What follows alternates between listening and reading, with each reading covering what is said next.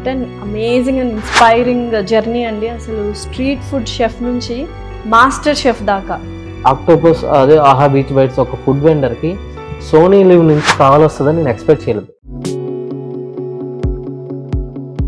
Even Korea నుంచి కూడా customers వెతుక్కుంటూ వచ్చారు. కొన్ని ఫిషెస్తో పాటు డిఫరెంట్గా ఉంటుందని చెప్పి ఆక్టోపస్ కానీ, లాబ్స్టర్ కానీ, స్టింగ్ రేస్ కానీ ఇట్లాంటి డిఫరెంట్, అంటే వైజాగ్లోనే కాదు ఆంధ్రాలోనే ఎక్కడ ఒక స్ట్రీట్ ఫుడ్లో కానీ నార్మల్ రెస్టారెంట్లో కానీ ఇట్లాంటి సీ ఫుడ్ దొరకదు. సో లైఫ్లో చాలా ups and downs, highs and lows చూశారు.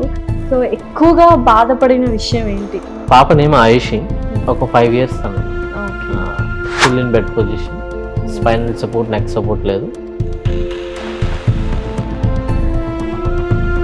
వరుణ్ తేజ్ గారు కూడా మీకు రెగ్యులర్ కస్టమర్ అంట, అసలు ఏంటి ఆ సిచ్యువేషన్ ఒకసారి చెప్పు. అప్పుడు వరుణ్ తేజ గారు, కార్తిక్ రాజ్ గారు వీళ్ళందరూ కూడా శ్యామ్ చిల్లీ చికెన్ దొడ ఆనియన్ జదడాలు.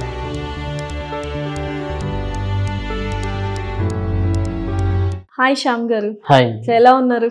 నేను బాగున్నాను, మీరు బాగున్నారు? నేను కూడా చాలా బాగున్నాను. What an amazing and inspiring journey అండి. అసలు స్ట్రీట్ ఫుడ్ షెఫ్ నుంచి మాస్టర్ షెఫ్ దాకా, అండ్ లైఫ్ స్టార్ట్ అయింది ఒక వెయిటర్ దగ్గర నుంచి. అవునండి. అసలు మాస్టర్ షెఫ్ దాకా అయ్యారు అంటే ఏం చదువుకున్నారు?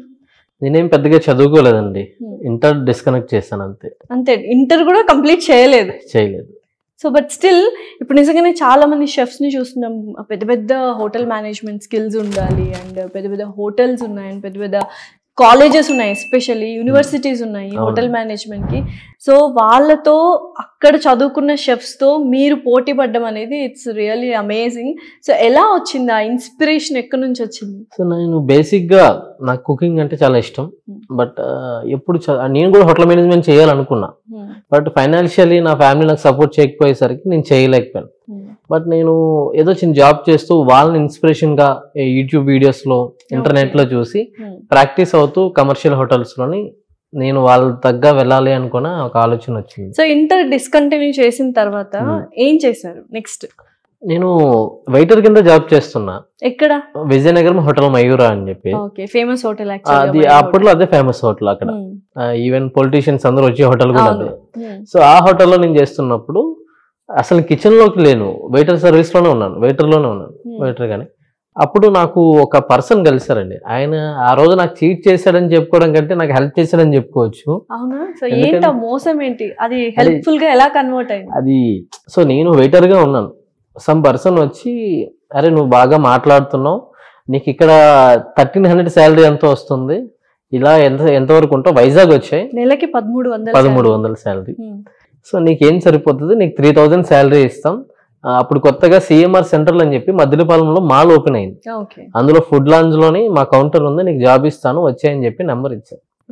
వయసు చిన్నది, అంత ఆవేశం, జాబ్ వచ్చింది 3000 శాలరీ, వైజాగ్ వెళ్ళిపోతున్నాను అని చెప్పేసి నేను వైజాగ్ ఇంకా ముందు వెనక ఏం ఆలోచించలే, మొత్తం బ్యాగ్ పట్టుకుని బట్టలు వేసుకుని ఒక 150 రూపీస్ పట్టుకుని వైజాగ్ వెళ్ళిపోయాను.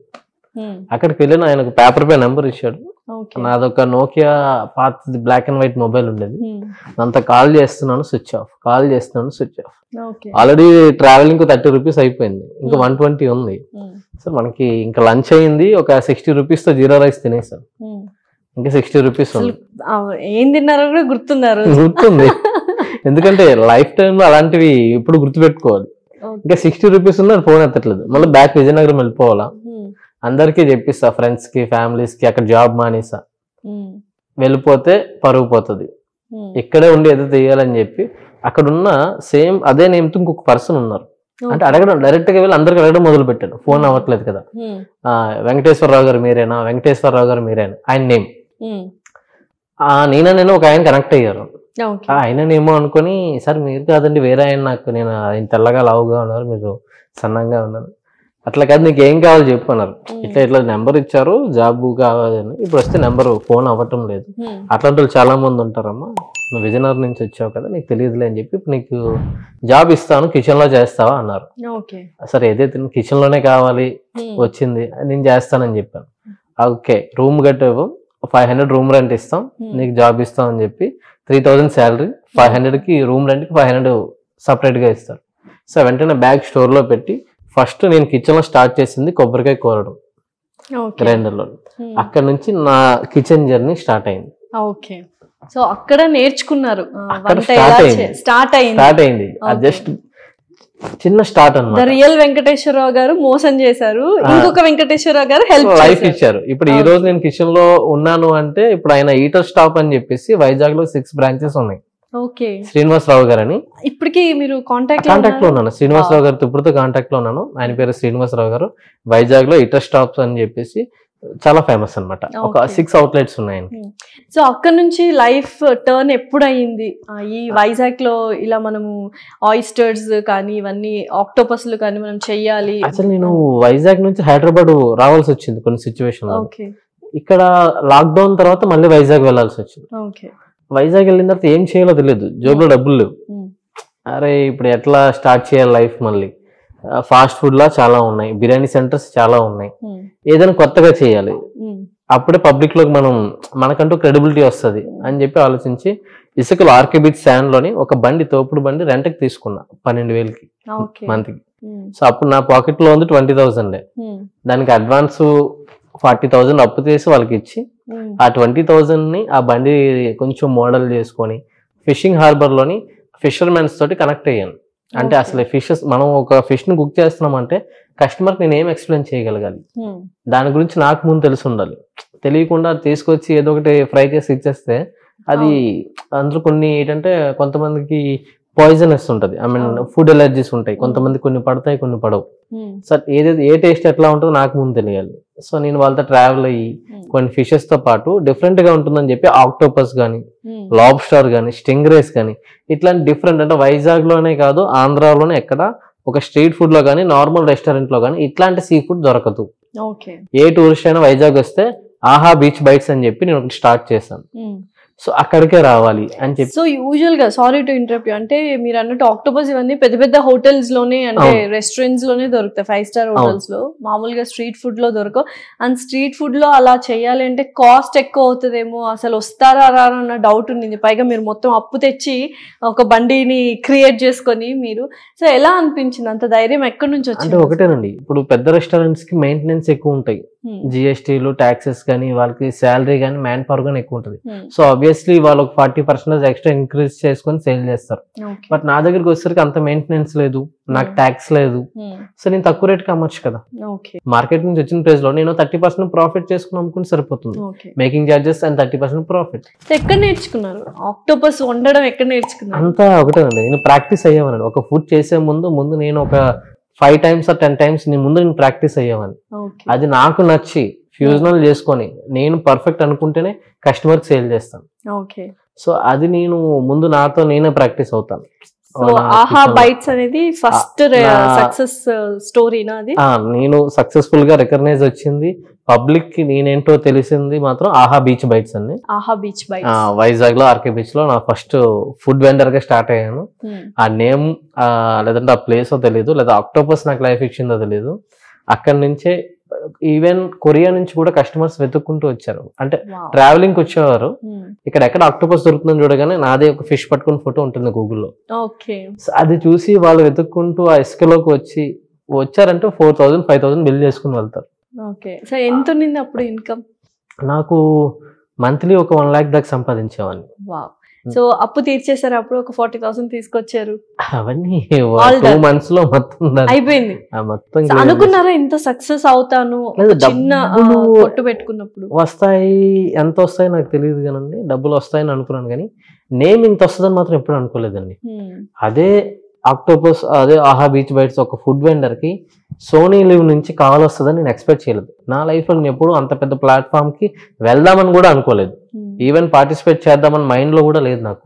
కానీ వాళ్ళు కప్ ఆఫ్ టీ వాళ్ళు ఒక టాలెంట్ హంట్ లో భాగంగా నా వీడియోస్ చూడడం, బయట వాళ్ళ దాంట్లో మిలియన్ వ్యూస్ లో నాకు ఉన్నాయి, నేను ఉన్నాను, నన్ను చూడడం, నా కుకింగ్ స్టైల్ చూడడం, నాకు ఒక ఆపర్చునిటీ ఇవ్వడం నిజంగా నేను ఎప్పుడో చేసుకున్న అదృష్టం అని చెప్పుకోవాలి. సో నిజంగా అంటే ఇప్పుడు మాస్టర్ షెఫ్ లో సోనీ లివ్ వాళ్ళు మీకు ఛాన్స్ ఇచ్చినప్పుడు ఏమనిపించింది? అంటే అక్కడ అందరూ చాలా మంది షెఫ్స్ వస్తుంటారు అండ్ జడ్జెస్ కూడా పెద్ద పెద్ద కాలేజెస్ లో చదువుకున్న వాళ్ళే, అండ్ మనమేమో ఇంటర్ డిస్కంటిన్యూ చేసాము, ఎలా నేను కోపం అవ్వగలనా వాళ్ళతో అనుకున్నారా? అసలు నేను తిరుపతిలో ఉన్నప్పుడు కాల్ వచ్చింది, టెంపుల్కి వెళ్ళినప్పుడు, ఇలాగ మాస్టర్ షెఫ్ నుంచి ఆడిషన్ కి మీరు రావాలంటే ఈ ఫేక్ కాల్స్ నాకు చేయకండి, నా బ్యాంక్ లో డబ్బులు కూడా లేవు, నేను నమ్మను.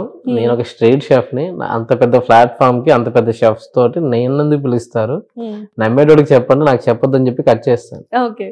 వాళ్ళు మళ్ళీ చేస్తారు. ఫస్ట్ హిందీలో చేశారు, తెలుసు కదా చాలా ఫ్రాడ్ కాల్స్, నేను నమ్మలేదు. తర్వాత తెలుగులో వాళ్ళతో చేయించారు, అలా ఎందుకో నమ్మొచ్చు అని చెప్పి డీటెయిల్స్ పెట్టమన్నాను.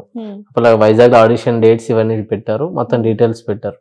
అదైనా ఒక 2 days కి మన వాషెఫ్ గారు సంజయ్ తుమ్మ గారు ఒక చిన్న ఇన్స్టాగ్రామ్ లో రీల్ పెట్టారు, వైజాగ్ లో ఆడిషన్స్ కి వస్తున్నామని. అమ్మో ఇది కరెక్టే అనుకున్నాను, నమ్మాను. అంతవరకు నేను నమ్మలేదు. ఎంతకన్నా సర్ప్రైజ్ ఏంటంటే ఆడిషన్ కి నేను వెళ్ళలేదు, ఆడిషన్ కి నా దగ్గరికి వచ్చారు. అదేంటి షెఫ్ చలపతి గారు అండ్ సంజయ్ షెఫ్ గారు. అంటే వాళ్ళ మాస్టర్ షెఫ్ థీమ్ లో భాగమో ఏమో తెలియదు, ఆడిషన్ కి ఉంది కదా మీరు ఇక్కడ రావడం కాదు, మీ స్ట్రీట్ ఫుడ్ మీరు మంచిగా రెడీ చేసి పెట్టుకోండి, మేమే వస్తాం, అక్కడ మీరు ఎలా ఇస్తారో చూసి టేస్ట్ చేసుకుని చిన్న వీడియో తీసుకుంటాం అని చెప్పేసి నేను మొత్తం సెటప్ చేసుకున్నాం మార్నింగ్. అండ్ షెఫ్ చలపతి గారు అండ్ మన సంజయ్ గారు, షెఫ్ సంజయ్ గారు ఇద్దరు వచ్చారు. ఆ రోజు నేనైతే నమ్మలేకపోయాను. నేను అసలు మన ఆంధ్రాలో కానీ తెలంగాణలో కానీ సంజయ్ గారి యూట్యూబ్ లో వీడియోస్ చూసి నేర్చుకున్న వాళ్ళమే. ఫస్ట్ యూట్యూబర్ ఆయనే, క్రియేటర్ గా. ఆయన ఒక చిన్న స్ట్రీట్ షెఫ్ నా స్టాల్ దగ్గరకు వచ్చి నేను ఇచ్చే ఫిష్ తింటున్నారు. అండ్ చలపతి గారు ఆయనకున్న ఫుడ్ నాలెడ్జ్ కానీ ఆయనకున్న ఎక్స్పీరియన్స్ కానీ అసలు నాకు మినిమం కూడా లేదు ఆయనతో పోల్చుకుంటే. అలాంటి ఆయన వచ్చి నాకు లాబ్స్టర్ కావాలి, ఆక్టోపస్ కావాలి అడిగి నేను ఇచ్చిన ఫుడ్ తింటూ, నేనైతే అబ్బా ఇలాంటి టైం ఎప్పుడు రాదు. డెఫినెట్లీ ఆ రోజైతే నేను చాలా క్లౌడ్ 9 లో ఉన్నాను. డెఫినెట్ గా నేను మాస్టర్ షెఫ్ కి వెళ్ళాలి, ఈ అవకాశాన్ని ఉపయోగించుకోవాలి, ఎట్లా అయినా సరే నా 100% ఇవ్వాలని చెప్పి ఫిక్స్ అయిపోయినా ఆ రోజు. సో అక్కడ ఆడిషన్ పాస్ అయిపోయారు. నెక్స్ట్ మళ్ళీ ఎక్కడ జరిగింది ఆడిషన్? హైదరాబాద్ రౌండ్స్ ఉంటాయి కదా. నెక్స్ట్ ఆడిషన్ హైదరాబాద్ లో అయింది. ఏం చేశారు అక్కడ డిష్? హైదరాబాద్ లో చికెన్ కుర్కురే అని చెప్పేసి నా ఫ్రెండ్ క్లౌడ్ కిచెన్ లోనే చేసి తీసుకెళ్లాను. ఆ తర్వాత కుక్ ఆఫ్ రౌండ్ అయింది హైదరాబాద్ లో, సెకండ్ రౌండ్ కుక్ ఆఫ్. అంటే ఇప్పటి వరకు ఇంట్లో చేసిన డిషెస్ ప్లేటింగ్ చేసి తీసుకువెళ్ళాలి, కానీ సెకండ్ రౌండ్ వచ్చేసరికి వాళ్ళ ముందు 1 hour లో కుక్ చేయాలి. అప్పుడు నేను స్టీమ్ ఫిష్ చేశాను. స్టీమ్ ఫిష్ చేసి సీ ఫుడ్ లో మీరు strong zone of sea food కాబట్టి మాక్సిమం నేను ఇప్పుడు సీ ఫుడ్ ని రిప్రజెంట్ చేసుకోవాలి, నాకు లైఫ్ ఇచ్చింది, దాన్ని రిప్రజెంట్ చేసుకొని నేను మార్కెట్ లో నేను గుర్తింపు తెచ్చుకోవాలనుకున్నాను. స్టీమ్ ఫిష్ చేసి. సో అక్కడ టర్మినాలజీస్ కానీ అక్కడ వాడే డిఫరెంట్ ఇంగ్రీడియంట్స్, యూజువల్ గా స్ట్రీట్ ఫుడ్ లో మనం చేస్తున్నప్పుడు అన్ని ఇంగ్రీడియంట్స్ వాడడం, అక్కడ డిఫరెంట్ కైండ్ ఆఫ్ ఇంగ్రీడియంట్స్ ఉంటాయి, అవన్నీ తెలుసుకోవాలి, నేర్చుకోవాలి. అండ్ డిఫరెంట్ కైండ్ ఆఫ్ టెస్ట్లు పెడుతుంటారు, రౌండ్స్ ఉంటాయి. ఎవరు సపోర్ట్ చేశారు, మీరు ఎలా నేర్చుకున్నారు అవన్నీ? అసలు బేసిక్ గా ఎవరు సపోర్ట్ ఉండదండి, మాకు ఒక ఫుడ్ టీమ్ ఉంటుంది అక్కడ. సో ఇంగ్రీడియంట్స్ అంటే షూట్ ముంబైలో షూటింగ్ అయింది. షూట్ స్టార్ట్ అవడానికి ముందు మాకు కొంత గ్రూమింగ్ టైం ఉంటుంది, అంటే ఇట్లా ప్రాక్టీస్ అవ్వడానికి. ఆ టైంలో కొన్ని ఇంగ్రీడియంట్స్ వాళ్ళు పెడతారు అక్కడ ఉన్నవి, అది మేము చూసి ఇంటర్నెట్ లో సెర్చ్ చేసుకోవడం, ఇదేంటి, దీనివల్ల ఉపయోగం ఏంటి, దీని ఫ్లవర్స్ ఏంటి, దీని స్ట్రక్చర్స్ ఏంటి, అట్లా వాటితో వర్క్ చేయడం. లేదంటే ముంబైలో క్రాక్ఫోర్డ్ మార్కెట్, అక్కడికి వెళ్తే మీకు దొరకని ఇంగ్రీడియంట్ ఉండదు, దొరకని చీజ్ ఉండదు, ఈవెన్ ఇంపోర్టెడ్ చాక్లెట్స్ నుంచి చీజ్ వరకు ప్రతిదీ దొరుకుతుంది. సో ముంబైలో నేను ట్రావెల్ చేశాను, వాటి గురించి తెలుసుకున్నాను, కొంతమంది షెఫ్స్ తో మాట్లాడాను, కొన్ని వీడియోస్ చూసాను, వాటిపై అవగాహన తెచ్చుకొని గ్రూమింగ్ కి మాకు ప్రాక్టీస్ కిచెన్ ఉంటుంది. ఎంతకి మన క్రికెట్ ఇంటర్నేషనల్ క్రికెట్ కి అయినా సరే ముందు ప్రాక్టీస్ నెట్ ఎట్లా ఉంటుందో ఈ కుకింగ్ షోస్ కూడా ప్రాక్టీస్ కిచెన్ ఉంటుంది. అంటే మన హ్యాండ్ రేజ్ ప్లేటింగ్ స్కిల్స్ ని అప్గ్రేడ్ చేసుకోవడానికి. అందులో నేను ట్రయల్స్ చేసుకున్నాను. సో ఈ మధ్యలో అంటే ఇలా మెట్టు ఎదుగుతున్నప్పుడు మధ్యలో లవ్ స్టోరీ ఎక్కడి నుంచి వచ్చింది? అదే షాపింగ్ మాల్ లవ్ స్టోరీ నేను. అది అవునా? 2011 లోని సిఎంఆర్ సెంట్రల్ నేను ఎక్కడైతే జాయిన్ అయ్యానో అక్కడే మా వైఫ్ కంప్యూటర్ ఆపరేటర్ అండి, ఆ ఫుడ్ కోర్ట్ కి అండ్ బిల్డింగ్ చేస్తూ ఉంటారు. సో నేను చైనీస్ లో అసిస్టెంట్, చైనీస్ సెక్షన్ లో అసిస్టెంట్. సో దానికి నేను అట్లా సైట్ కొడుతూ అలా ట్రాప్ చేసి ఏదో చేసేసారా మరి. ఇంకా అంతే, కంప్యూటర్ ఆపరేటర్ ని ఒక అసిస్టెంట్ షెఫ్ ఎట్లా లవ్ చేస్తాడు, ఏదో ఇంప్రెస్ చేయాలి. నా దాంట్లో కొంతమంది ఇంప్రెషన్ అంటారు, కొంతమంది ట్రాప్ అనుకుంటారు. అదే వాళ్ళ ఇంట్లో వాళ్ళు ట్రాప్ చేస్తారు అంటారు, మనం అయితే ఇంప్రెస్ చేస్తాం. సో ఫ్లోటింగ్ అదంతా ఎప్పుడు యాక్సెప్ట్ చేశారు మరి? తను ఒక 6 months లో యాక్సెప్ట్ చేసింది. దాన్ని ఏంటంటే వాళ్ళ ఇంట్లో ఒప్పుకోలేదు. ఏంటంటే ఆఫ్టర్ ఆల్ ఎవడైనా ఇస్తాడు, గవర్నమెంట్ ఆఫీసర్ కి ఎవరికై ఇస్తాం, వంట మనిషికి అదే కదా అప్పట్లో, వంట చేసుకునే వాడికి ఎందుకు అమ్మాయిని ఇస్తే తను కూడా ఇబ్బంది పడుతుంది అని చెప్పి నా వాళ్ళ ఇంట్లో యాక్సెప్ట్ చేయలేదు. తర్వాత నేను ఇక్కడే ఆర్య సమాజ్ లో పెళ్లి చేసుకున్నాను, సికింద్రాబాద్. ఎలా ఉంది జర్నీ, లైఫ్ జర్నీ? బాగుందండి. 2019 వరకు చాలా హ్యాపీగా నా ఓన్ బిజినెస్ చేసుకుంటూ వాళ్ళ ఇంట్లో వాళ్ళు కూడా యాక్సెప్ట్ చేశారు. వాళ్ళ థింగ్స్ రాంగ్ అని నేను ప్రూవ్ చేసుకున్నాం, సంపాదన కూడా స్టార్ట్ అయింది, అంతా బాగుంది. సడన్ గా 2019 లో నాకు పాప పుట్టింది. అక్కడ పాపకి హెల్త్ ఇష్యూస్ అవడం వల్ల నేను సంపాదించుకుంది అంతా కూడా హైదరాబాద్ లో, ఇదే హైదరాబాద్ లోని తనకి స్టార్ హాస్పిటల్ రెయిన్బోలోని ఎక్కువ సర్జరీస్ చేయించాను, 8 సర్జరీస్. దానివల్ల ఒక 50 lakhs దగ్గర ఖర్చు అయిపోయింది. అంటే సంపాదించింది పోగా ఇంకా నేనే అప్పులు అయిపోయింది. సో బేబీ డిలే డెలివరీ, ఉమ్మనీరు మింగేసింది, ఫుల్ ఇన్ఫెక్షన్స్ ఉంది అని చెప్పారు.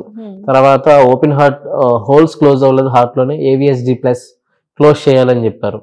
ఆంధ్రాలో ఎక్కడ అవ్వలేదు, రాయ్పూర్ లో అవ్వలేదు, పుట్టపర్తిలో అవ్వలేదు, హైదరాబాద్ స్టార్ హాస్పిటల్లో అయింది. బట్ బిల్ దానికంటే చాలా ఎక్కువ అయింది. అండ్ సీఎం రిలీఫ్ ఫండ్ కానీ ఆరోగ్యశ్రీ కానీ రెండు నాకు సపోర్ట్ చేయలేదు. ఆ తర్వాత ఇంకా నేను ఫైనాన్షియల్ గా చేశాను, కొన్ని ఫండ్స్ తెచ్చుకున్నాను మిల్ యాప్ వీటి ద్వారా. నా దగ్గర ఉన్న 2 కౌంటర్స్ సేల్ చేసేసాను, ఫ్యామిలీ నుంచి కొంత సపోర్ట్ తీసుకుని ఓవరాల్ గా 50 lakhs పైన అయింది. అదే టైంలో లాక్డౌన్ కూడా వచ్చింది. ఈ లాక్డౌన్ ఈ నా దగ్గర ఉన్న ప్రాపర్టీస్ వాట్ ఎవర్ నా బిజినెస్ ఇవన్నీ క్లోజ్ చేసుకోవడం, డబ్బులన్నీ ఖర్చు అయిపోవడం, ఇంకా అప్పు తీసుకోవడం, ఈ లోపు లాక్డౌన్స్ రావడం, బ్యాక్ టు బ్యాక్ 2019 నుంచి మొత్తం మారిపోయింది. ఏంటి డౌన్ ఫాల్ ని ఎలా ఫేస్ చేశారు అంటే ఇంకా ఒకటేనండి, ఫేస్ చేసి వెళ్ళాలి. డౌన్ అయిపోతే ఇంకా పిచ్చి పిచ్చి ఆలోచనలు వస్తాయి. అట్లా కాదు, మనం ఎంత డేర్ చేసి ఫేస్ చేయగలితే ఎంత ప్రాబ్లం అయినా మనకు చిన్నగా కనిపిస్తుంది. ఏదైనా మనం భరించగలం కానీ ఒక హ్యూమన్ మన పిల్లలకి ఏదైనా అయితే మనం అసలు చాలా మంది నాకు అరే ఎందుకు ఇంకో వయసు ఉంది, ఎంగేజ్ లో ఉన్నాం, వదిలేస్తే ఇంకొక బేబీ పుడుతుంది కదా, మెర్సీ కిల్లింగ్ చేయమన్నారా, వదిలే ఇంకెందుకు, మనం టైం బాగాలేదు, ఇలా చాలా మంది చెప్పారు.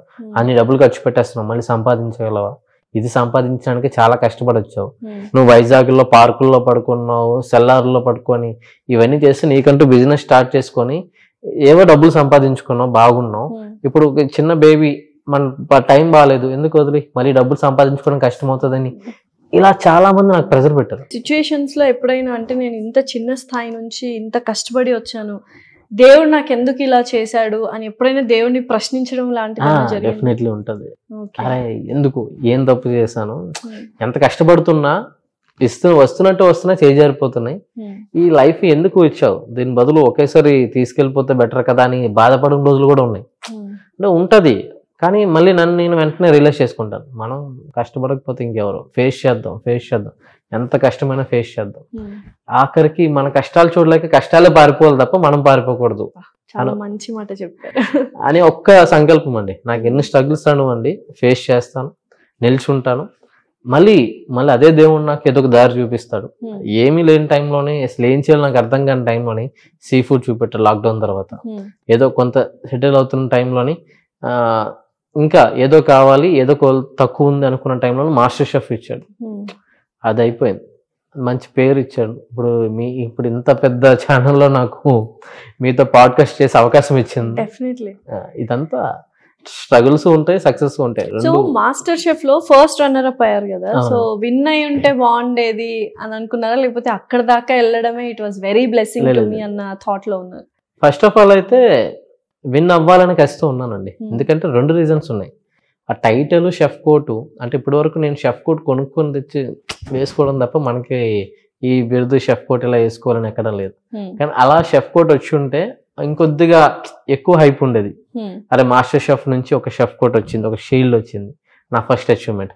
దాంతో పాటు కూడా ప్రైజ్ మనీ ఎక్కువ వస్తుంది, కొంత స్ట్రగుల్స్ అనేవి మనకి తగ్గిపోతాయి. 10 lakhs prize money first. Correct. So అనుకున్నాను, బట్ తర్వాత రన్నర్ అప్ గా ఉన్నా కూడా నేను వెంటనే అరే ఇక్కడ వరకు రావడమే ఎక్కువ, సెకండ్ ప్లేస్ లో అయినా వచ్చాను. ఆ 10 lakhs లో కూడా నా గురించి అంటే చాలా టఫ్ కాంపిటీషన్ ఇచ్చానని చెప్పి దాన్ని మళ్ళీ 7 ఇంకా 3 కింద కన్వర్ట్ చేశారు.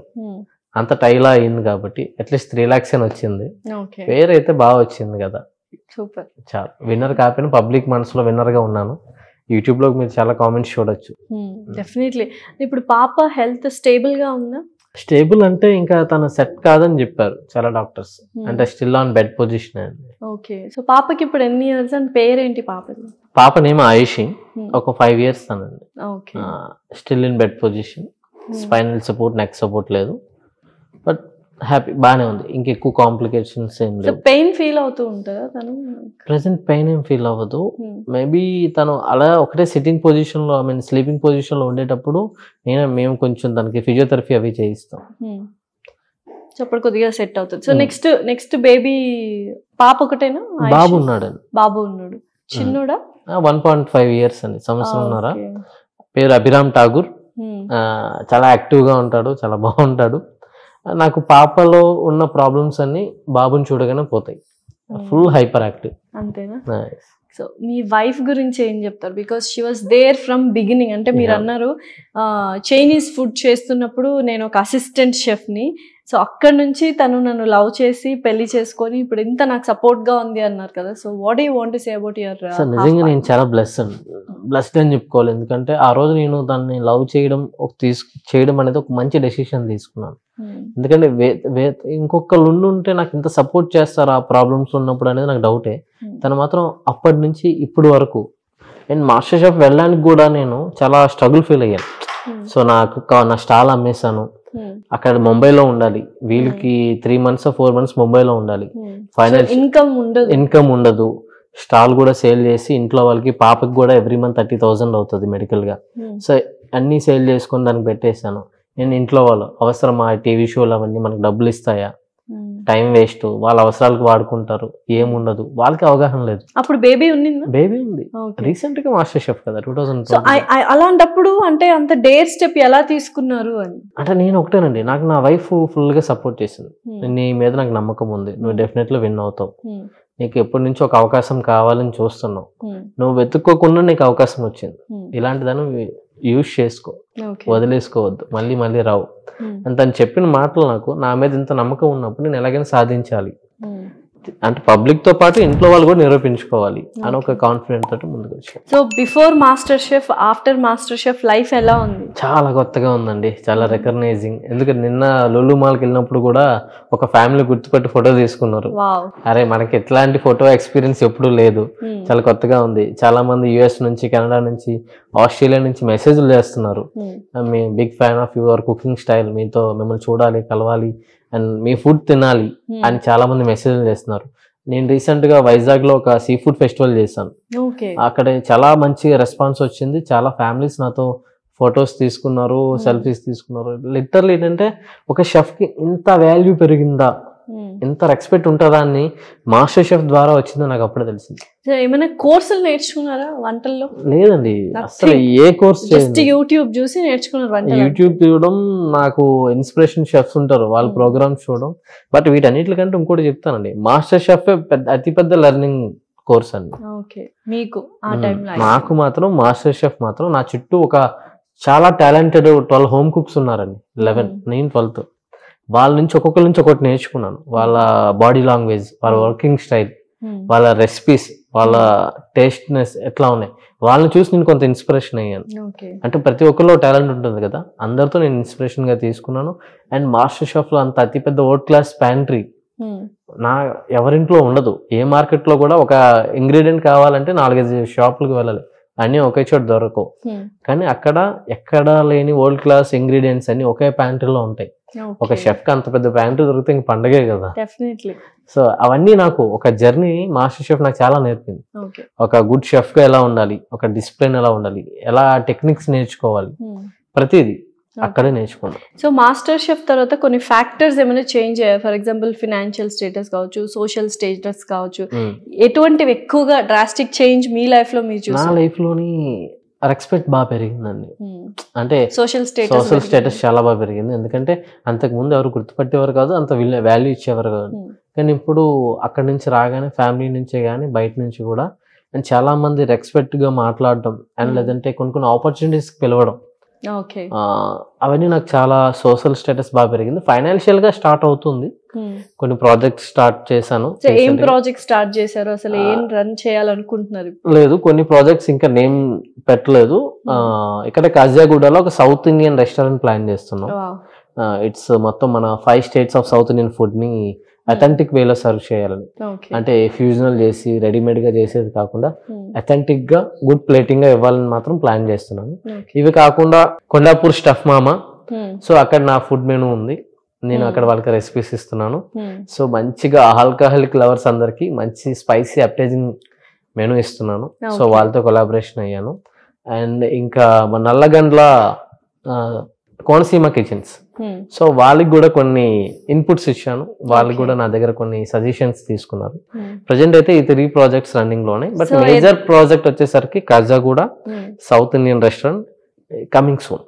సో ఏదైనా ఒక ఆలోచన ఉందా? అంటే ఇప్పుడు చాలా మంది కుకింగ్ అంటే చాలా ఇంట్రెస్ట్ ఉంటుంది, చదువుకునే స్తోమత ఉండదు, సో పెద్ద పెద్ద హోటల్ మేనేజ్మెంట్ స్కూల్స్ కానీ కాలేజెస్ కానీ వెళ్ళలేదు. అటువంటి వాళ్ళకి మనం ఏమైనా ట్రైనింగ్ ఇవ్వాలన్న ఆలోచన ఏమైనా ఉందా? ఉంటే మాత్రం డెఫినెట్లీ అండి. అంటే ఫస్ట్ ఆఫ్ ఆల్ నేను నాకంటూ ఒక ప్లాట్ఫామ్ సెట్ చేసుకున్న తర్వాత ఒక ఏజ్ సడన్ గా ఒక నేమ్, ఒక ఏజ్ నాకు జస్ట్ ఇది ఒక బూస్టప్ అండి. మాస్టర్ షెఫ్ అనేది నాకు ఒక క్రెడిబిలిటీ తీసుకొచ్చింది. అక్కడి నుంచి ఇంకా కొంచెం నేను పై స్థాయికి వెళ్ళాలి, నాకంటూ ఒక బేస్ సెట్ చేసుకోవాలి హైదరాబాద్లోని, నాకంటూ ఒక ఫైనాన్షియల్ స్టేటస్, నేను ఒక నాలాంటి ఒక 10 మంది షెఫ్స్ని అట్లీస్ట్గా వాళ్ళకి నచ్చింది చేయడానికి ఒక ట్రైనింగ్ సెంటరో లేదంటే వీలైతే ఫైనాన్షియల్గా నేను హెల్ప్ చేసే స్టేటస్ రావడమో, వాళ్ళకి మంచి జాబ్స్ ఇప్పించడమో ఇట్లాంటివి చేయాలనేది నా గోల్ ఉంది. బట్ ఫస్ట్ ఆఫ్ ఆల్ నేను కొంచెం సెట్ అయిన తర్వాత ఇట్లాంటి పెద్ద స్టేట్మెంట్స్ ఇస్తే బాగుంటుందని చెప్పాను. సో ఫినాన్షియల్ స్టేటస్ ఇప్పుడు ఎలా ఉంది? ఓకే, జస్ట్ అట్లా జస్ట్ స్టార్ట్ అయింది ఇప్పుడే. ఓకే. సో లైఫ్లో చాలా ups and downs, highs and lows చూశారు. సో ఎక్కువగా బాధపడిన విషయం ఏంటి అపార్ట్ ఫ్రమ్ ఆయుష్?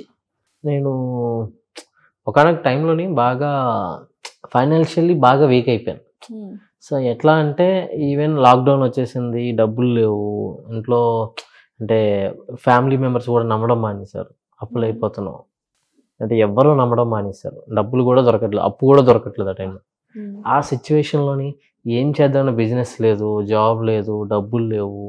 నేనే ఓకే నాకు అలవాటు, నేను సర్వేల్ అయిపోతాను. బట్ నన్ను నమ్ముకున్న నా వైఫ్, నా కిడ్స్ ఉన్నారు. సో వీళ్ళు నేను ఎలా సర్వేల్ చేయాలి, వీళ్ళకంటే ఒక లైఫ్ ఎట్లా అవ్వాలి, లైఫ్ ఇక్కడితో అయిపోతుందా అని చెప్పి ఒకనొక టైంలో బాగా డౌన్ అయిపోయాను. దాని తర్వాత మళ్ళీ రీసెంట్గా మా గ్రాండ్ మదర్ చనిపోయారు. సో ఆ టైం యాక్చువల్లీ నేను నా లైఫ్లో 2 ఆడవాళ్ళకి ఎక్కువ రెస్పెక్ట్, ఐ మీన్ మంచి ప్లేస్ ఉంది నా హార్ట్లో. ఒకటి మా గ్రాండ్ మదర్ అయితే, ఒకటి నా వైఫ్. సో మదర్ కంటే గ్రాండ్ మదర్ ఎక్కువ. అంత అలా ఉన్న తను చనిపోయారు అనమాట రీసెంట్గా. అప్పుడు కొంచెం నేను బాగా లో ఫీల్ అయ్యాను. సో యూజువల్గా మనీకి మీరు ఎంత ఇంపార్టెన్స్ ఇస్తారు అసలు? ఫస్ట్ ఆఫ్ ఆల్ మనీ అంటే ఏంటి మీ దృష్టిలో? నిజంగానండి, యాక్చువల్లీ ఇది నాకు కూడా వర్తిస్తుంది. ఉన్నాయి కదా అని చెప్పి విచ్చలవిడిగా ఖర్చు పెట్టుకున్న తర్వాత లేనప్పుడు దాని వాల్యూ తెలుస్తుంది. అంటే సోర్స్ ఉన్నప్పుడు వీలైనంత వరకు సేవ్ చేసుకోవాలి. లగ్జరీ కానీ మనకి మించింది చేయడం అది ఎప్పటికైనా మనకి ప్రాబ్లమే క్రియేట్ అవుద్ది. ఈ రోజుల్లో మనీని ఎంత జాగ్రత్తగా ఖర్చు పెడితే మీకు అంత మంచి బెటర్ లైఫ్ ఉంటుంది. వీలైనంత వరకు ల్యాండ్స్ పైన వేటిపైన ఇన్వెస్ట్ చేయడం చాలా బెటర్. ఎందుకంటే విచ్చలవిడిగా ఖర్చు పెట్టింది, లగ్జరీ ఖర్చు పెట్టింది ప్రతిదీ తర్వాత అవసరానికి రాదు. ఈ రోజుల్లో ఫ్యామిలీ మెంబర్సే డబ్బులకి నమ్మట్లేదు. సో మనీని సంపాదించడం చాలా ఈజీ, కానీ దాయడం చాలా కష్టం. డెఫినెట్లీ. అండ్ మీరు స్ట్రీట్ ఫుడ్ తో స్టార్ట్ అయ్యారు. సో ఇప్పుడు ఒక హోటల్ రెస్టారెంట్ పెట్టాలి అనుకుంటున్నారా? బిజినెస్ టాక్టిక్స్ కానీ అవన్నీ ఎలా నేర్చుకున్నారు, ఎలా ఇంప్లిమెంట్ చేయాలనుకుంటున్నారు? ఆల్ అబౌట్ మై జర్నీ అండి. ఇప్పటి వరకు నా జర్నీలో నేను ఎక్కువగా బిజినెస్ చేశాను. అందులో అప్ అండ్ డౌన్స్, బిజినెస్లో బాగా లాస్ అయిపోయిన రోజులు ఉన్నాయి, లాభాలు తీసుకున్న రోజులు ఉన్నాయి. అండ్ ఇప్పుడు కూడా అదే ఫాలో అవుతాను నేను. ఏదైనా ప్రాక్టికల్గా నాకున్న ఎక్స్పీరియన్స్ని, నాకు ఇంతకుముందు నేను చేసిన బిజినెస్లో ఉన్న ఎక్స్పీరియన్స్ని తీసుకొని ఇప్పుడు కొంచెం బిగ్ లెవెల్లో వెళ్ళడానికి ప్రయత్నిస్తున్నాను. డెఫినెట్లీ ఇది ఒక మంచి దారి తీస్తుంది అనుకుంటున్నాను. సో అంటే యూజువల్గా ఫుడ్ బిజినెస్లో మార్జిన్ ఎక్కువ ఉంటుంది అని విన్నాను. లాస్ కూడా అట్లానే ఉంటుంది వస్తే. ఇప్పుడు మనం ఒక ఈవెన్ మీకు చెప్తాను, 10,000 రూపీస్ రా మెటీరియల్ తీసుకొని 10,000 రూపీస్ రా మెటీరియల్ వస్తే నేను మినిమం 25,000 సేల్ చేయాలి.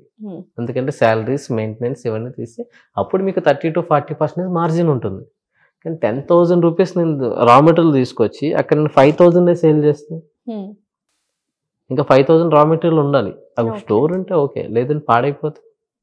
ఒకవేళ 5,000 ఉంది, రేపటికి ఇంకొక 5,000 యాడ్ చేయాలి, ఇంకొక 5,000 పాకెట్లోంచి పెట్టాలి, పైగా శాలరీస్ పాకెట్లోంచి పెట్టాలి, మెయింటెనెన్స్ పాకెట్లో పెట్టాలి, రెంట్ పాకెట్లో నుంచి పెట్టాలి. సో అప్పుడు లాస్ అనేది కూడా చాలా ఎక్కువగా ఉందిగా. కరెక్ట్. సో ఫుడ్ బిజినెస్ అనే కాదు, ఏ బిజినెస్ అయినా ఎట్లానే థియరీ ఉంటుంది.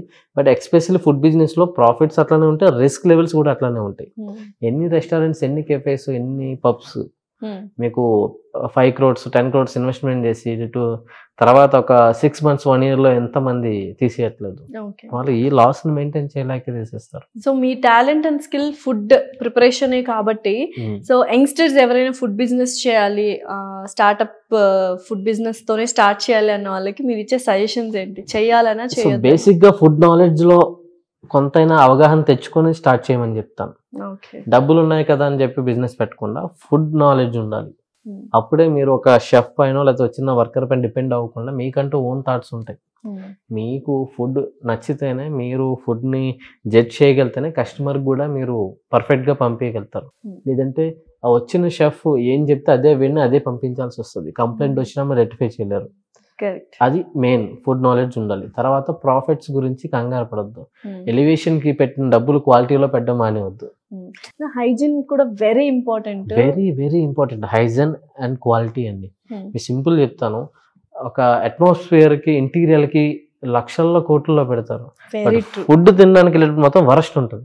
ఇది నా ఫ్రెండ్స్, నా చుట్టుపక్కల ఫ్రెండ్స్ అందరూ ప్రతి ఒక్కరు చాలా మంది మేము అనుకున్న మాట ఇది. ఎందుకంటే పెద్ద పెద్ద రెస్టారెంట్స్ చూసినప్పుడు ఇన్స్టాలో ఓపెన్ చేస్తే ఈ రెస్టారెంట్ బాగుంది, ఇంత అంబియన్స్ ఉంది, ఇక్కడ ఫిషెస్ ఉన్నాయి, ఇక్కడ వాటర్ ఫ్లోయింగ్ ఉంది, ఇవన్నీ చూస్తాము. డైరెక్ట్ ఇంకా వాటర్ అంటే ఫుడ్ దగ్గరకు వచ్చేసరికి ఏంటంటే టేస్ట్ అనేది కనిపించట్లేదు. ఎగ్జాక్ట్ పాయింట్ మేము చాలా సార్లు అది ఒకటే రీజన్ అండి. వన్ టైం ఇన్వెస్ట్మెంట్ కదా, మొత్తం బాగా కనిపించాలని చెప్పి ఇన్వెస్ట్ చేస్తారు. ఫుడ్కి వచ్చేసరికి డైలీ ఇన్వెస్ట్మెంట్ అండి. Raw material, spices, daily investment. So daily investment దగ్గర వీళ్ళు ఏం చేస్తారంటే, అమ్మ రోజుకి 10,000 పెట్టాలి, 20,000 పెట్టాలి. హై క్వాలిటీ వాడితే డబ్బులు ఎక్కువ అయిపోతాయి. ఇప్పుడు హై క్వాలిటీ ఇలాచి 2,000 ఉందనుకోండి, లో క్వాలిటీ 1,000 ఉందనుకోండి, ఏం తేడా తెలుస్తుందిలే కస్టమర్కి అని చెప్పేసి ఎసెన్స్ కొట్టచ్చు. ఆ ఇలాచీలో కూడా లో క్వాలిటీ తీసుకొచ్చి పెడతారు. ఈవెన్ బ్లాక్ పెప్పర్స్ అంటే స్పైసీస్ లో క్వాలిటీనెస్ వాడకపోతే ఫుడ్ లో క్వాలిటీ ఎట్లా వస్తుంది? అండ్ రీసెంట్ గా మన హోటల్స్ మీద రైడ్ కూడా జరిగింది. అండ్ చాలా షాకింగ్ విషయాలు తెలిసాయి అందరికి. ఓ మై గాడ్, అసలు వినాలంటే కూడా భయంకరంగా ఉంది, చూడడానికి అసలు చూడలేము. టచ్ వుడ్ నేను ఇప్పటి వరకు అసలు ఆ న్యూస్ బయటకు వచ్చిన తర్వాత హోటల్ ఫుడ్ తినాలంటే భయపడుతున్నాను. సో ఏంటి, వాట్ ఈస్ ద రీజన్? ఇలా ఎందుకు హోటల్స్ అన్ని అయిపోతున్నాయి? ఏం జరుగుతుంది అండి? ఇప్పుడు కమర్షియాలిటీకి వెళ్ళిపోయి పబ్లిక్ హెల్త్ పైన వీళ్ళందరూ అంటే, ఇంకా పబ్లిక్ కూడా ర్యాండమ్లీ ఒక ఇన్స్టాగ్రామ్ లో ఎవరైనా ఒక మంచి ఇన్ఫ్లుయెన్సర్ ఈ రెస్టారెంట్ లో ఫుడ్ బాగుంటది అంటే చెప్పి ఇంకా ముందు వెనక ఆలోచించకుండా పరిగెట్టి అక్కడికి వెళ్ళి తినేయాలి. అది అలవాటు అయింది కదా. అలా అయిన తర్వాత హోటల్స్ కూడా వచ్చిన క్రౌడ్ ని పుల్ చేసుకోవడానికి, లేదంటే వేస్టేజ్ ని కంట్రోల్ చేసుకోవడానికి ఏం చేస్తున్నారు, ఎక్స్పైర్ అయిపోయినవి కానీ, లేకపోతే లో కాస్ట్ లో వచ్చిన ఐటమ్ కానీ, లేదంటే ఫ్రిడ్జ్ లో పెట్టిన ఫంగస్ ఇవ్వడం కానీ. సో ఇట్లా ఇదంతా ఒకటే కమర్షియాలిటీ వేలో ఆలోచిస్తున్నారు కాబట్టి ఇట్లాంటివి మనం చూస్తాం. మనం అందుకే ఒక్కొక్కసారి ఏదైనా తినేటప్పుడు 1-2 సార్లు హోటల్కి కరెక్ట్ సర్టిఫైడ్ ఉన్నాయా లేదా, లేదంటే ఆ హోటల్ హైజెనిక్గా ఉందా లేదా, ఫుడ్ ఫ్రెష్నెస్ చూసుకోండి. మ్యాక్సిమం సోకాల్ అంటే బిగ్ నేమ్స్ ఉన్న ప్రతి దానికి, ఈవెన్ పెద్ద పెద్ద అండ్ ఇంటర్నేషనల్ బ్రాండ్స్లో కూడా రైట్స్ అయ్యాయి. వాటిలో కూడా ఫంగస్ ఫుడ్ దొరికింది, ఎక్స్పైర్ ఫుడ్ దొరికింది. ఇంకా దేన్ని నమ్ముతాం మనం? మరి ఏం చేయాలి? ఇప్పుడు చాలా మంది ఇద్దరు వైఫ్ అండ్ హస్బెండ్ వర్కింగ్ ఉంటారు. హైదరాబాద్ అంటేనే ఇట్స్ లైక్ మెట్రోపాలిటన్ సిటీ కాబట్టి చాలా మంది చదువుకోవడానికి వస్తారు, జాబ్స్ చేయడానికి వస్తారు, పెళ్లికి ఉంటారు, అమ్మాయిలు ఉంటారు. ఫుడ్ కంపల్సరీ బయట తినాల్సిందే. సో ఏం చేయాలి? సో నేనైతే మాక్సిమం ఓన్గా ప్రిఫర్ చేసుకోలేరు కాబట్టి, సో మీరు ట్రస్టీగా ఫీల్ అవుతున్న ఎవ్రీడే క్లీన్ వాష్ కౌంటర్లు ఉంటాయండి. లైక్ ఏ రోజైనా ఫ్రెష్ గా దొరికే ఫుడ్ ఉంది. సో నిజంగా చెప్పానంటే స్ట్రీట్ ఫుడ్ బెస్ట్ అంటారా? కంపారిటివ్లీ పెద్ద హోటల్ 80% బెటర్ అండి. 80% street food better, more than better. ఎందుకంటే ఈ రోజు ఈవినింగ్ పెట్టిన స్టాక్ నైట్ కి వాడు క్లోజ్ చేసుకు వెళ్ళిపోతాడు, రేపు మళ్ళీ ఫ్రెష్ ఫిల్ చేస్తాడు. ప్రాబ్లం ఏంటంటే వాడు కుక్ చేసే ప్లేస్ హైజీన్ గా ఉండదు అంతే, బట్ ఫుడ్ మాత్రం ఫ్రెష్ గానే వస్తుంది అప్పటికప్పుడే. అండ్ కొన్ని అలాగనే అన్ని హోటల్స్ అలా లేవు. కొన్ని హోటల్స్ లో మంచి క్వాలిటీ ఇస్తున్న కూడా ఉన్నాయి. కొంతమంది కమర్షియల్ గా వెళ్ళిపోయి ఎట్లా ఉన్నారు తప్ప. బట్ నేనైతే ఒకటి చెప్తానండి, మీరు వెజ్ కి వెళ్ళండి, ఎక్కువగా ప్రిఫర్ చేయండి. నాన్ వెజ్ స్టోరేజెస్ ఉంటాయి. బయట తినాలి అనుకుంటున్నప్పుడు, తప్పదు అనుకునేటప్పుడు వెజ్ కే వెళ్ళండి. వెజ్ని ఎక్కువ స్టోరేజ్ చేసి ఉండదు, ఎప్పటికప్పుడు ఫ్రెష్గా దొరుకుతుంది. మీట్స్ అయితే కంపల్సరీ స్టోరేజ్ అయి ఉంటుంది. ఆ భయంతో మీరు నాన్ వెజ్ తినడం కంటే సండేస్ మీరు ఇంట్లోనే ప్రిఫర్ చేసుకోండి. అయితే మీకు బాగా నచ్చిన రెస్టారెంట్, నమ్మకం ఉన్న రెస్టారెంట్కి వెళ్ళండి, అక్కడైతే మీకు ఫ్రెష్ మీట్ దొరుకుతుందని. అదర్వైజ్ వెజ్ ట్రై చేయండి. సో మీరు డిఫరెంట్ ఈ హోటల్స్ అన్నిటికీ డిఫరెంట్గా మా హోటల్ ఉండబోతుంది అని చెప్తున్నారా? Of course 100%. అది నేను ఇప్పుడు అదే చెప్తున్నాను కదా, నేను బ్రాండ్ ఇవన్నీ చేయకముందే వన్స్ అన్నీ కన్ఫర్మ్ అయిన తర్వాత with in dates and storage everything నేను మీకు ఒక వీడియో రూపంలో అడ్వర్టైజ్మెంట్ చేస్తాను. నో కలర్స్, నో అజినోమోటోస్, ఇంకా హెల్దీ కాన్సెప్ట్, ప్రిజర్వేటివ్స్ ఏం లేకుండా హెల్దీ వేస్ మొత్తం ఎప్పటికప్పుడు కుక్ చేసేలాగా ప్లాన్ చేస్తాను. సో రెస్టారెంట్ లో మీరే మాస్టర్ షెఫ్? నేను head chef. Definitely. Okay. So finally ఒక డౌన్ ద లైన్ ఒక 10 years లో మిమ్మల్ని మీరు ఎక్కడ చూసుకోవాలనుకుంటున్నారు, ఏంటి? వచ్చే 10 years లో నేను ఒక రెసిపీ క్రియేటర్గా ఇప్పుడున్న పెద్ద సెలబ్రిటీ షెఫ్స్ ఎవరైతే ఉన్నారో వాళ్ళతో ఈక్వల్గా కాకపోయినా అలాంటి ఒక స్టేజ్లో పబ్లిక్ నన్ను చూడాలనుకుంటున్నాను.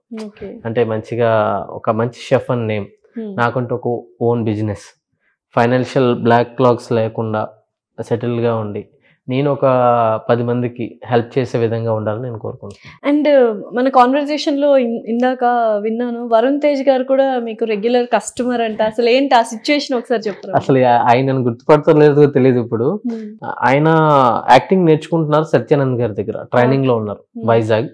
సత్యానంద్ గారు నా కస్టమర్, రెగ్యులర్ కస్టమర్. సో నేను రాజూస్ కిచెన్ అని చెప్పి ఒక టేక్ అవేలో జాబ్ చేస్తున్న టైంలోని చైనీస్ లో షెఫ్ కింద వర్క్ చేస్తున్నాను. అప్పుడు వరుణ్ తేజ గారు, కార్తిక్ రాజ్ గారు వీళ్ళందరూ కూడా ఆయన బ్లాక్ కలర్ ఫోర్డ్ కార్పెన్ వచ్చి శ్యామ్ చిల్లీ చికెన్ దొడ ఆనియన్ జదడాలు రెగ్యులర్ డైలాగ్, రెగ్యులర్ అది వస్తారు. తర్వాత శ్యామ్ బాబాయ్ అంటే ఇష్టం, అంటే చాలా ఇష్టం నేను. అలా ఆయనతో మాట్లాడడం, టైం స్పెండ్ చేయడం ఒక 10 minutes 15 minutes చాలా, అంటే ఆయనకు నచ్చిన ఫుడ్ నేను నాతో చేయించుకునేవారు. తర్వాత గ్యాప్ వచ్చింది, ఆయన షూట్ అయిపోయింది, ఆయన హైదరాబాద్ వెళ్ళిపోయాడు. నేను ఎప్పుడు కలుద్దాం అనుకోలేదు, ఇప్పుడు కూడా గుర్తుపడతారు లేదు కూడా తెలియదు. బట్ డెఫినెట్లీ గుర్తుపడతారు. అండ్ ఇంత సక్సెస్ఫుల్ జర్నీ ఉండింది కాబట్టి, అండ్ ఫుడ్ని ఎవరు మర్చిపోరు. అవును, ఎంత పెద్ద ఎంత గ్రాండ్ గా ఉన్నా అందరూ మాట్లాడుకునేది ఫుడ్ గురించి. సో మీరు అంత మంచి టేస్టీ ఫుడ్ ఆ రోజు వరుణ్ తేజ్ గారు ఎవ్రీడే వచ్చేవాళ్ళ, లైక్ చాలా ఫ్రీక్వెంట్? వీక్లీ 3-4 days వచ్చేవారు. ఓకే, సో డెఫినెట్లీ గుర్తుపడతారు. సో హోప్ సో మంచిగా కాజాగూడలో రెస్టారెంట్ ఓపెన్ చేసి ఇంకాస్త సక్సెస్ఫుల్ అవ్వాలి, master chef and head chef and ఇలా బోల్డ్ అన్ని బిరుదులు మీకు రావాలి. Thank you so much for giving your valuable time. Thanks Shyam. Thank you so much.